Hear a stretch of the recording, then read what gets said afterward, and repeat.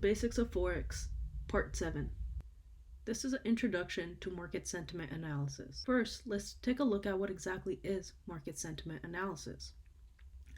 Market sentiment analysis reflects the attitude or sentiment of investors or traders towards a particular asset, economy, or financial market. This sentiment is created by fundamentals and reflected through technical analysis. So now let's take a look at the correlation of market sentiment and fundamental analysis. As mentioned earlier, market sentiment is created and driven by fundamentals. This is because investors react to specific news and take trades according to what they anticipate will happen in the future with the asset. Low impact fundamentals include mortgage approvals, construction spending, GDP, and such news that is using data from weeks or months ago but still reflects the health of the economy. So the effects can be seen on timeframes as high as the hourly timeframe. High impact fundamentals include NFP, interest rates, central bank official speech, flash PMI data, and fundamentals that use the most recent data and/or give an outlook of where the economy may be headed. So this can affect higher timeframes.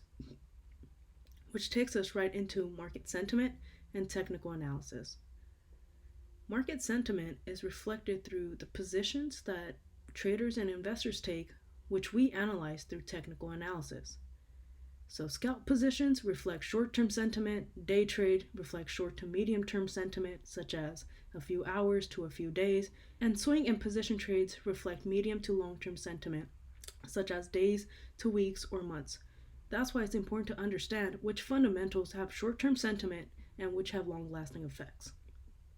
So why exactly is market sentiment important?